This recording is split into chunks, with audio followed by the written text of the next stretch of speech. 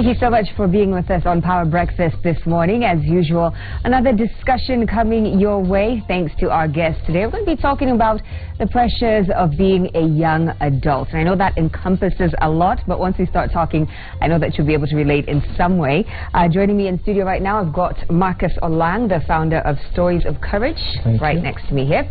And next to Marcus is Washekin Duati Omanga, the founder of Centonomy. Welcome. Thank you. Thanks for being here. It's a pleasure. Thank you. Yeah. So here's the thing, right? So we put this out on social media and said we're going to be talking about the pressures of being a young adult, and everyone is like, which pressure? Like there are so much that we can talk about. But I think just, you know, generally first let's talk about the expectations to have it all together. There comes a point in your 20s, maybe late 20s, early 30s, and then you look around at your peers and your friends and you're kind of like, whoa, what step did I miss? What course did I not take? Marcus, maybe you can speak on that just a little bit. Well, I feel that it's very easy to actually get caught in that trap because we live in, I like to call it the Instagram-ready generation. Right. You have to be ready for those double taps. You have to be ready for those swipe rights. You have to be ready at all points in time. And that goes at the expense of cultivating actual friendships, for instance. So you're hanging around these people, and that's really all that it is. You're just hanging around. But then when life happens, and it does happen very often, you actually don't have people who you can count on to come through for you, except when you're on the double taps. So you're going to feel like alone in this whole thing. Exactly. So you see the people around you and you think, okay, these guys have it together, and it's the same illusion that they are projecting as well. So we are looking at each other, we are together, but we are all alone, isolated. It's a scary place to be. And then comes in the financial pressure, Washeke, where we feel like, all right, so my friends bought a house and everyone has cars, and you know, you're just not quite there yet in some form. What does that pressure do to young people? I think first of all, they stop taking time to understand what do I want. So I think one of the things young people face is they never form their own identity. They never form take time and say, these are the values, this is what I want to experience, this is what I want to achieve.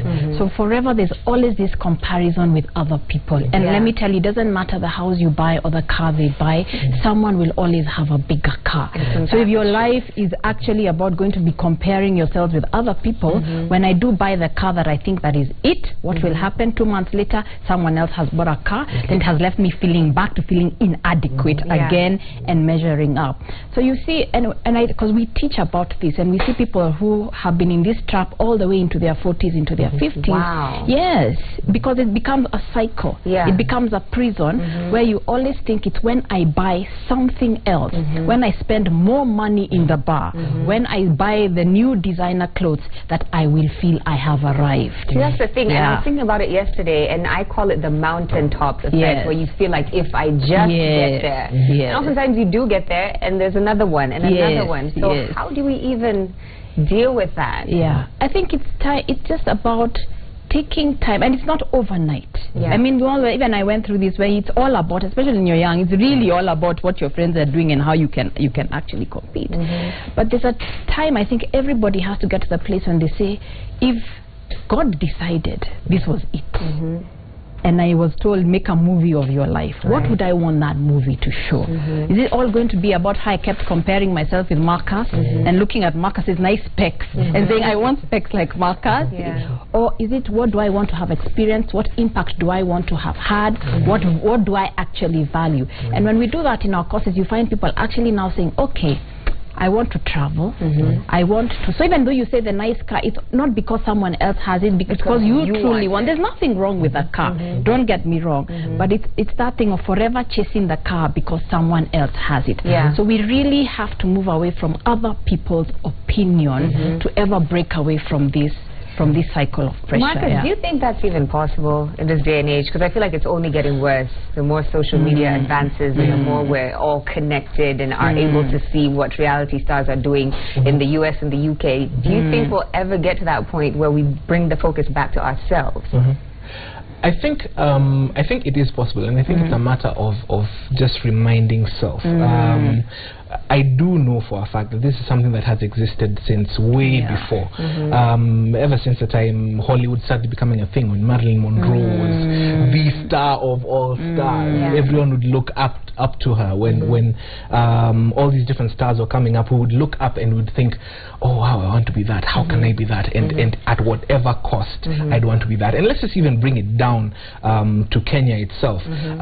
You look at, I will use the word very loosely, leaders, and you see the kind of lifestyle that they're living, and you think to yourself, I want that, and therefore when I get to that point, I will do whatever it takes to live that lifestyle. So if it means pillaging my taxes, if it means whatever it takes, I will do that. But then what you said was actually very true. It's a factor of not knowing self, not seeking to find out what is it that I believe in. And I've been fortunate enough, and I'm thankful that I went, a while back, I went through a very deep, dark period of depression, which allowed me to, and it was depression because I was actually seeking to live that life. Then it got to a point where that life just refused to come. So I went through a very deep, dark place. But then the benefit of that for me was the fact that I sat back and reevaluated, and I thought, but I'm chasing vanity. I'm chasing vanity. So if all this vanity that I'm chasing is the one that's bringing me to this deep, dark place, it's not worth it. Wow. So it is possible. That's a powerful story, and we'll talk a little bit more about that. Sheke, I'm sure that Marcus's story is not unique. There are lots of probably young people that you've met who have been chasing that vanity and gotten to that point, a dark point in your life, where you realize, like, what am I doing here? You're chasing, like we were talking about, cars and the house, and you know, people are taking out loans to compete. Have you seen people come out of this on the other side? I think that road will only get you to a place where you are going to be forced to confront it. I don't think anyone has ever continued chasing the life and they're like, woohoo, I've chased the life and I'm successful and I'm 80 and I have it. Because you do find people who have made wealth and lost it. And I think what Marcus is talking about is life has a way of teaching you that it is about process, not destination. Because we look at young people, they go and hear, you know, they can go and look at Chris Kirubi, they can look at Manu Chandaria, they can look at people who've been, for lack of a better word, hustling for years, for their process has been 20 years. Then they go look and say, look at the car he's driving, look at the home, I want that. So check, run to the bank, get a bank loan to buy the same car that this person bought with cash, and who has had 20 years before you. So I think one of the things, young people, you have to appreciate that process is there for a reason. And I always tell people, wealth is a process of character building more than anything else. It is not about the car, because you also find people who get money instantly. They go and chase their life. They win. We have all these competitions, sports, pesa, etc, whatever. They win it. And I've been called to talk to people who have had these winnings. They've won 20 million shillings, and in 3 months it's gone. It's gone. They bought a car, they bought an uncle a car, but they now defined themselves with having, and that became their identity. Now I can throw money around, but then they don't have the car. Well, you find people who have built wealth over time, even if they lose it, they are able to build it back because it's about their character. They know how to make it. They went through the process. So I think as a society, and I like he said our leaders, because that is the same issue they are also facing. As a society, we do have to embrace process. We have to stop this instant gratification nonsense, and I'm going to call it what it is. Because it is not about today I want and I get. I know Instagram is today I am here, I take a photo. Facebook I like instantly. But in the real life, there is a process to things, and there's a reason behind the process, and it is so it can teach you lessons. You need to learn discipline.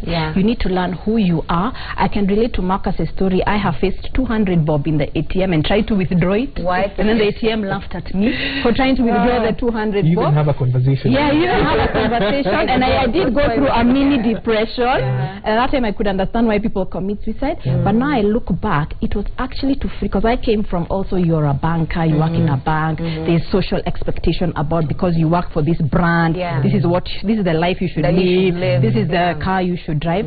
But when I started business and I faced that moment of not having money, suddenly I was forced to ask yourself, who are you without the money? Who are you without the job title? Who are you without the salary? Then I started to realize there is our sheke without all these things. And again, that process of realizing who that person is also is important. It was very powerful. I'd never give that lesson away for anything. Marcus, back to you and your story. These days, if you are going through something like that, you know, a dark place or a depression, and realizing you don't have it all together, or you're not financially where you need to be, did you find that you had friends to talk to these, you know, to talk to about these things, or were you kind of just, like you were saying earlier, isolated and alone? It's a mix of the two. Fortunately, for the space I was in, there were 3 particular people, and who are my friends to date, that I could call and say, hey, Nikubaya. And I'm thankful for them. But then outside of them, I had all these other people that I thought were friends, and they are people who would associate with me for who I was then, because back then I was a radio show host. So they would associate with you because, oh, okay, you are someone. You're someone. And all these guys just fell away. So for me, I'm thankful that I have, and these are 3 people who to date I can count on. As late as 2 weeks ago, the people that I could call and say, I'm in a bad place, and they come through for me, and they are always there. And I fear that that's what many people miss, and they miss it precisely because, and it comes back again to what you said, they miss it precisely because we are not ready to confront ourselves and ask ourselves, who am I? And am I ready to be this weak, broken person in front of someone else? And show them the real you in that moment. So, you know, aside from pressures from our peers and such, there's also pressure from our parents. As young adults, you feel like your parents took this path and they studied this for this many years. After that, marriage came. You know, and I always thought that that was the formula. Personally, growing up, my mom got married at 27, so therefore, you know, first kid by 28, that's 27. And there I was at 27. None of those things that she had achieved. And so you kind of feel, you start feeling a little bit like a failure yourself, because now you're thinking, all right, well, you know, I should be married, should have a certain number of kids at this point. I don't know who wants to start speaking on your thoughts on that. I can just, because I ran the Lewa Marathon on Saturday. And I think the one thing about... You completed it. I completed. Congratulations. I completed it, but I think one thing running a marathon teaches you is you've got to run your own race. You can look at, there's gonna be people ahead of you, there are gonna be people behind you, but it all depends on what you describe ahead and behind us. But I think it just taught me, when I was running there, this is not about looking at other people. It's not about looking at those who are behind me and making sure they're still behind me, because it was so tough that you just have to concentrate on putting one foot ahead of each other and fully engage in the process. I think when we are always looking at other people, and yes, our parents, yes, they do put pressure on us. I've talked to, we teach campus students, and they're like, my parents said I should do an engineering degree, yet what I really like is playing the guitar. And I think also parents need to start understanding there's a point, yes, teach them values, teach them discipline. Those are the more important things, rather than defining you should be a lawyer. And what success is and what success is to each of them, and let them come out and start, because it also starts from the parents. You should be a lawyer, you should be a banker, because also the parents want to go and tell their friends that my son is a banker. My son is a banker. I have a banker in my house. But I think the disease as a society we have to kill is comparison. And I always tell people, you came into this world with, no one has the same thumbprint as you. That's got to mean something. Not even an identical twin has the same thumbprint as you. That means you are meant to make your own mark. You have your own special gift. And it is so unfortunate that people spend their entire lives and never get to discover that gift and nurture it and grow it. If you make windows, maybe you are meant to be the best window maker in the world and build this great company, but you are boxed into be a lawyer. And like, but if you like are meant to be a lawyer, if you are meant to be a lawyer and you like it, go out and be a lawyer. But I think there are many people working and doing things because they thought that is the way. And it also plays a part in our education system taught us also a certain way. These are the careers to follow. Study hard, get a job. If you're a CED student, it means you're slow. You're done. You're done. But get a job. If you become a doctor, lawyer, accountant, banker, engineer, you're good. You're going through the motions. But I think especially in this day and age, the opportunities that are there, it's really time for young people to take stock and say, what are my gifts, what are my talents, what are my passion, and let me pursue that. Because we're seeing people who have done that and you blink and there's Uber. Marcus, did you experience that process of figuring out what it is that you wanted in terms of your career, in terms of which age you are going to get married and settle down and all that, or did you feel the pressure from your family? I don't think I had figured it out. I figured that it was something at that point that I wanted, but I hadn't defined it for myself. This is what I mean. I had set deadlines for my life. Like my life had that timetable. Absolutely. By age 22 I have my masters. By age 24 I have my PhD. By age 26 I'm a CEO and married. Like I had a plan. So I tried living to that plan, and I think that was a pressure that I sort of applied upon myself. And my parents, bless their souls, they're supportive in whatever, because we're 3 boys, in whatever we do. But the thing that they keep telling us is, listen guys, define it for yourself. I'm here to support you.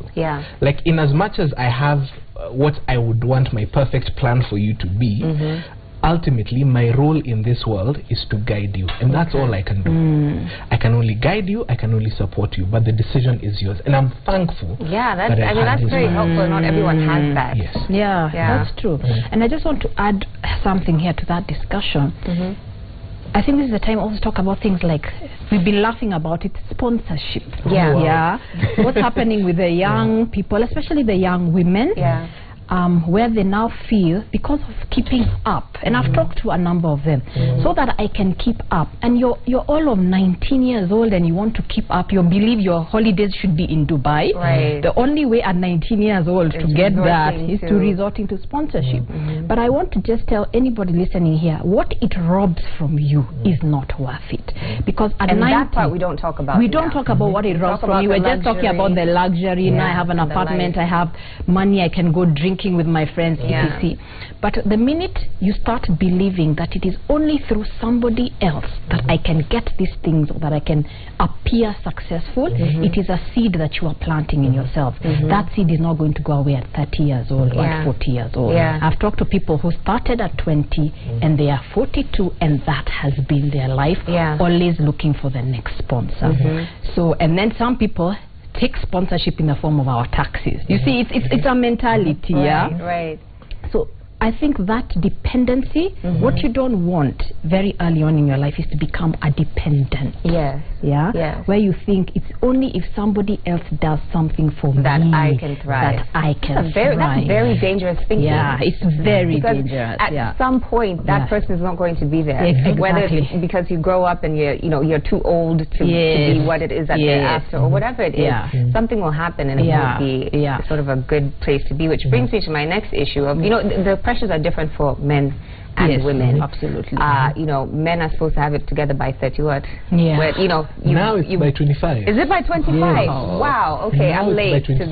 I think they look at Mark Zuckerberg and they're like, what age? 23? Even me. That's true. Recently, I interviewed a young man here who was about 24, 25. He was talking about, so now I need to plan for my house and my wife, and I was like, okay. So how do you even, mortgages, getting loans to have your situation together, how do you even think about that at 25?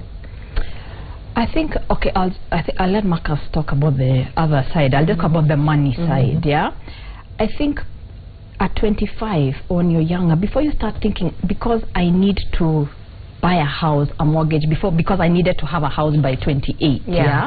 What people don't take time to also understand is how money actually works. So you rush in to take a mortgage, and I'm not saying it's the wrong decision to buy a house, but you've got to start putting life into perspective.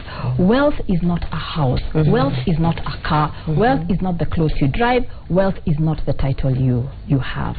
When it comes to finances, wealth is how many times, if you did not have that income today, how many months or years can you survive without that income and can sustain the lifestyle you have become accustomed to? That is wealth. So it has nothing to do with your house. So when we teach people this, we really make them understand wealth works when you're building the true assets, the true investments. So sometimes I see young people spending their high earning years on cars, on lifestyle, on houses, and depreciating the new phone. Every 6 months the phone has to be replaced. And then fast forward to one day they're 55 years old, they are retired, or they want to, even if they've been running a business, you don't have the same energy throughout your life, by the way. They want whatever. They realize, if I stop working, I actually cannot drive this car. I cannot live in this house. I cannot take my kids to college. Most people, when they're retired these days, many of them will be facing college. I cannot take my kids to college. So my advice is, start understanding what are the true investments. What are those things that even the day you're 50, you sit back and say, I don't want to go to the office today. You have money coming in to sustain the lifestyle. So aspire to have a lifestyle that is sustainable. So it shouldn't be a one-off trip to Dubai and then you're paying debt for the rest of your life because of the one-off trip. But how do you plan your life so you can go to Dubai every year? Or if it's Mombasa, go to Mombasa every year. So sustainability of it. So developing those habits earlier on then leads you to a better place, like you're saying, when you're 55 and looking to pay for your children's education. I think from the male perspective, unfortunately, as men of as young men, because I am myself one, we haven't taken the time to define what masculinity, what manhood means for ourselves. So we've taken the model of masculinity as one of a few things. Either I have to be rich, or I have to be muscular, I have to be rich and muscular, powerful in some way. But we haven't taken time to actually think and ask ourselves, what does manhood mean to me? Does it mean that I am able to be there physically, emotionally, for my family, or for this person that I've chosen to be with? Does it mean, and this is actually fine as well, does it mean I need to live a solitary life, because for real, life with a partner is not my kind of life. We have to define it for ourselves, because we've seen all these different models, and we see that the successful people are married, rich, owners of Facebook and Instagram, and that's the model that we want to apply to ourselves, which ultimately hurts our own development, because you get to age 35, you're still stuck in this job that is earning you X amount, that is 3 million less than what you projected, and you bring that into yourself and you take it upon yourself as a failure. It's a thing that we need to divorce ourselves from, and we need to start realizing, as guys as well, that it is actually fine to not be completely put together. It's part of being human. Because, I mean, really, who is completely put together? We're going to check on what people are saying on social media. Willis Rabu is standing by over there to see some of the comments that you guys have for us on social media. Willis? All right, of course, pleased to say that the top trend right now is #PowerBreakfast. And let's take a look at what people are talking about. We have at Kamaida who's saying, wealth building depends so much on your character as a person. Then we have Manuela Kiplatin, or Manuela Blogger, saying the major challenge faced by youth is peer pressure and being financially independent. That is why sponsors have come up. And then we have some more. Of course, we're still using the #PowerBreakfast. We have some Benjamin Muridi, or Bless Benji, at Bless Benji, saying joblessness, rejection, significance in a contemporary society. Those are what he's saying, some of the pressures he's facing. And then we have Kenyan Reg, Regina saying that she is loving the discussion on the pressure of young adulthood. Then we have Rahab Gashango or at Potentash.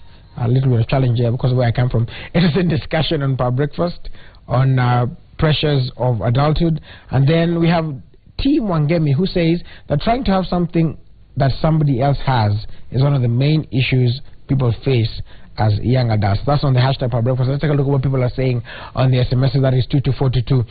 We have, they didn't leave their name, but their number ends in 529. So it's very inspiring discussion this morning. I have taken a lot from the wisdom of the panelists. Thank you, Washeke. Then you have rejuvenated and motivated my day. And then somebody also, number ends in 709, says, and they have a lot of exclamations here, Joey. They say, Joey, you've hit the nail on the head. Hey, my mom got married at 25, and when I turned 30, I was like, yeah. So that's what people are saying. Keep talking to us using the hashtag Power Breakfast and also 22422. Back to you guys. I love it. So I'm clearly not the only one who had those great moments. And I think it's important for us to note that you can have more than one of those moments. It's not like you come to this realization and you figure everything out. Now everything I'm good. I just had to figure this out, but now I'm good. I think it's a continual learning process, as both of you have been saying. Maybe you know, you can just encourage someone out there, Marcus, because I think your story is powerful. Not a lot of people come out to admit, dude, I was struggling at this point in time. I was in a deep place. I was depressed. And you have managed to get out of it and, you know, have a much brighter approach to things. So maybe some encouragement to someone who's watching. I think the key thing that I'd give is, one, it's easy to say. And having been there, it's easy to say, but it's very difficult to implement, is don't lose hope. Because imagine it's fine, and that's part of the reason why I co-founded Stories of Courage. It's a reminder, and these are the stories that we put out every single day, to remind each other that it's actually fine to not have everything put together. If anything, the norm is you will fail 70% of the time. That nice 30% that's left is what we want the world to see, but it would be good just for us, all of us, to develop, to see what this 70% looks like. What does the hardship look like? What does what do the downsides look like? So the thing is, just don't give up, don't give in, and define what this thing that you want.